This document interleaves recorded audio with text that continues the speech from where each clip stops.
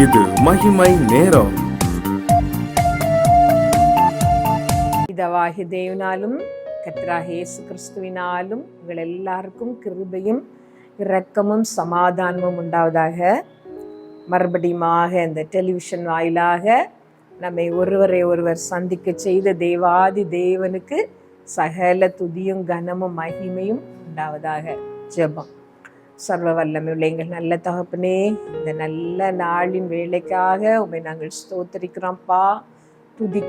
துதிக்கிறோம். நீர் ஒருவராய் பெரிய காரியங்களை செய்கிறவர், ஒருவராய் சாவாமை உள்ளவர், தாம் ஒருவரே ஞானம் உள்ளவர், ஒருவரும் சேரக்கூடாத ஒளியில் வாசம் பண்ணுகிறவர். கர்த்தாவே, இந்த நாளின் இந்த பொழுதிலே எங்களை தாழ்த்தி உம்முடைய கரத்திலே ஒப்பு கொடுக்குறோம்ப்பா.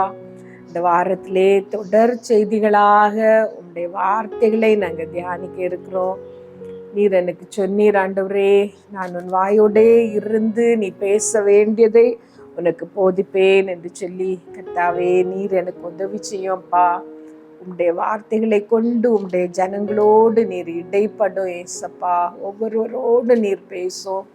இந்த செய்தியை கேட்கிற ஒருவராவது இது வீணான காரியம் என்று நினைக்காதபடி இதிலே நீர் பேசுகிறதை கண்டு கொள்ளவும், ஆவியிலே அனலாகவும் தக்கதாக ஒவ்வொரு உள்ளங்களையும் நீர் தொடும், ஒவ்வொருத்தரோடு நீர் பேசும். இடையிலே கிரியை செய்கிற எல்லா அந்தகார வல்லமைகளையும் இயேசுவின் நாமத்தில் நான் கட்டி ஜெபிக்கிறேன் ஆண்டவரே. ஆவியானவரே, எங்களோடு இருந்து இந்த செய்திகளை எங்களுக்கு ஆசீர்வதித்து தாரோம். உம்முடைய நாமம் எங்கள் மூலமாக மகிமைப்படட்டும். இயேசு நாமத்தில் ஜெபிக்கிறோம் ஜீவனுள்ள எங்கள் நல்ல பிதாவே, ஆமேன். இன்னைக்கு செய்திக்கு ஆதாரமாக நான் எடுத்துக்கொண்ட வேத வசனம் சங்கீதம் 119, 105. உம்முடைய வசனம் என் கால்களுக்கு தீபமும் என் பாதைக்கு வெளிச்சமாயிருக்கிறது. இந்த வாரத்தின் தொடர் செய்திகளாக வேதத்தை பற்றி நாம் தியானிக்க இருக்கிறோம். வேதம் நமக்கு என்னென்ன தருகிறது, வேதத்தினால் நாம் பெறுகிற ஆசீர்வாதங்கள் என்ன என்று சொல்லி தியானிக்க இருக்கிறோம். வேதம் தருகிற நன்மைகள் ஏராளம். இந்த ஜீவனுக்கு வேண்டிய எல்லாவற்றையும், மறு உலக வாழ்க்கைக்கு வேண்டிய எல்லாவற்றையும் இந்த வேதமே நமக்கு தருகிறது. வேதம் சமூலமும் சத்தியம். இதை மாத்திரம் நாம் தியானித்து கை கொண்டாலே போதும், நமக்கு தேவையான எல்லாம் நமக்கு கிடைக்கும்.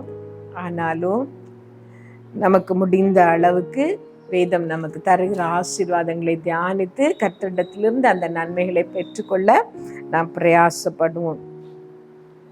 அநேக வருடங்களுக்கு முன்பாக ஒரு ஓட்டப்பந்தய வீராங்கனை, ஒலிம்பிக் விளையாட்டுகளில் என்று நினைக்கிறேன், தடகள போட்டியில் ஓடி முதலாவதாக வந்தார்கள்.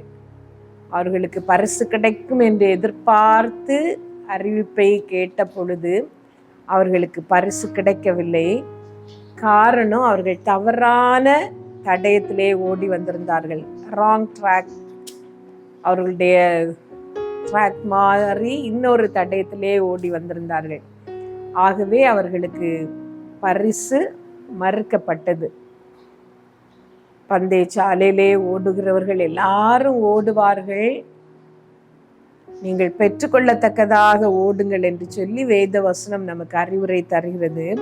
இந்த உலகத்திலே பிறந்த ஒவ்வொருவரும் ஒரு ஓட்டை பந்தயத்திலே நாம் ஓடிக்கொண்டிருக்கிறோம். ஒவ்வொரு நாளும் நம்முடைய முடிவுக்கு நேராக நாம் போய்கொண்டிருக்கிறோம். இந்த உலக வாழ்க்கை முடியும் பொழுது நமக்கு தெரியும், நமக்காக காத்திருக்கிற ஜீவ கிரீடம். கர்த்தர் நம்மை பார்த்து உண்மையும் உத்தமமான ஊழியக்காரியே என்று அழைப்பாரா, இல்லை என் பிதாவினால் சபிக்கப்பட்டவர்களே என்று அழைப்பாரா என்று நமக்கு இந்த உலகத்திலே நமக்கு அது தெரியாது. ஆனால் இந்த உலக வாழ்க்கையை முடிக்கும் பொழுது நமக்கு அது தெரியும், யாருக்கெல்லாம் கர்த்தர் ஜீவ கிரீடத்தை வைத்திருக்கிறார் என்று சொல்லி. இந்த ஓட்டத்திலே நாம் சரியாக ஓடும் பொழுது அந்த ஜீவ கிரீடத்தை நாம் பெற்றுக்கொள்வோம். இந்த ஓட்டத்தை நன்றாக ஓடி முடிப்போம். அதனால்தான் பவுல் சொன்னார், பெற்றுக்கொள்ளத்தக்கதாக நீங்கள் ஓடுங்கள் என்று சொல்லி. இந்த உலக ஓட்டத்திலே நாம் சரியாக ஓட, தடம் புரளாமல், பாதை மாறாமல், அழிவுக்கு நேராக போகாமல், சரியாக மோட்ச ராஜ்யத்துக்கு ஏற்ற அந்த பாதையிலே, இடுக்கமான அந்த பாதையிலே நாம் போவதற்கு நமக்கு வழி காட்டுவது இந்த வேத புஸ்தகம். அதுதான் நாம் இன்றைக்கு வாசித்த அந்த வசனம். உம்முடைய வசனம் என் கால்களுக்கு தீபமும் என் பாதைக்கு வெளிச்சமா இருக்கிறது. இந்த உலக வாழ்க்கையிலே நாம் ஓடுகிற இந்த பந்தய ஓட்டத்திலே, மோட்சத்திற்கு நேரான அந்த ஓட்டத்திலே நாம் சரியாக ஓடி அந்த நித்திய ராஜ்யத்தை நாம் சுதந்திரித்து கொள்ள வேண்டுமானால் நமக்கு வழிகாட்டியாக இருப்பது இந்த வேத புஸ்தகம்தான். பாதைக்கு தீபம், உம்முடைய வசனம் என் கால்களுக்கு தீபம், பாதைக்கு வெளிச்சம். சில வேளைகளிலே நமக்கு சரியானது எது, தவறானது எது என்று கண்டுபிடிக்க முடிவதில்லை. சில பாவங்கள் நமக்கு தெரியும், போய் சொன்னால் உடனே நமக்கு தெரியும் இது தப்பான ஒரு காரியம், கர்த்தருக்கு பிரியமில்லாதது, இது நம்மை வழி விலக பண்ணும் என்று நமக்கு தெரியும்.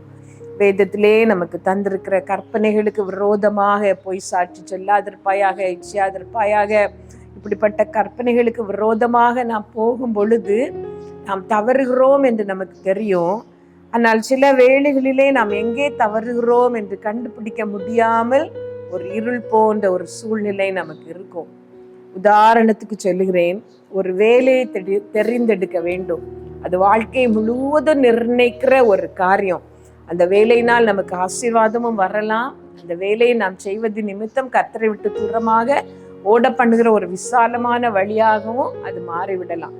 அப்படிப்பட்ட சூழ்நிலைகளிலே நாம் எதை தெரிந்து கொள்வது, எந்த பாதையிலே போவது என்று நாம் நிதானிக்க நமக்கு உதவி செய்வது இந்த வேத புஸ்தகம். அதிகமாக அந்த அப்படிப்பட்ட சூழ்நிலைகளிலே, இருளான சூழ்நிலைகளிலே வேதத்தை அதிகமாக நாம் வாசிக்கும் பொழுது சரியாக அது நம்மை வழி நடத்தும். அதுதான் சங்கீதக்காரன் சொன்னார், உம்முடைய வசனம் என் கால்களுக்கு தீபமும் என் பாதைக்கு வெளிச்சமாக இருக்கிறது. கர்த்தருடைய வார்த்தை நமக்கு தீபமாக வெளிச்சமாக மாற கர்த்தர் நம்முடைய இருதயத்திலே இருக்க வேண்டும். இயேசு கிறிஸ்து நம்முடைய இருதயத்திலே பிறந்திருக்க வேண்டும். அவருடைய நாமத்தின் மேல் விசுவாசம் உள்ளவர்களாய் அவரை நாம் ஏற்றுக்கொண்டிருக்க வேண்டும். இந்த செய்திக்கு முன்னால் ஒரு சின்ன ஜெபம் செய்து நாம் முடிக்கலாம். இதை கேட்கிற நீங்கள் ஆண்டவரிடத்திலே உங்களை ஒப்பு கொடுத்து ஜெபிங்கள். ஆண்டவரே, இந்த உலக ஓட்டத்திலே, இந்த உலக வாழ்க்கையிலே நான் சரியாக ஓட வேண்டும், தப்பான பாதையிலே போகக்கூடாது. உங்களுடைய வார்த்தைகளை கொண்டு என்னோடு நீர் இடைப்படும், என்னுடைய இருதயத்திலே நீர் வாரும், உம்முடைய இரத்தத்தினால் என்னை கழுவும், என்னை பரிசுத்தமாக்கும், நான் உம்முடைய பிள்ளை என்று சொல்லி அவரிடத்திலே ஒப்பு கொடுங்கள். எங்கள் நல்ல தகப்பனே, இந்த செய்தியை கேட்ட ஒவ்வொருடைய உள்ளத்திலும் நீர் பிரவேசியும். இந்த உலக ஓட்டத்தை சரியாக ஓடத்தக்கதாக உம்முடைய வேதத்தை அதிகமாய் வாசிக்க, நேசிக்க, அதற்கு கீழ்ப்படிய எங்களுக்கு உதவி செய்யும். இயேசுவின் நாமத்தில் கேட்கிறோம் ஜீவனுள்ள எங்கள் நல்ல பிதாவே, ஆமென்.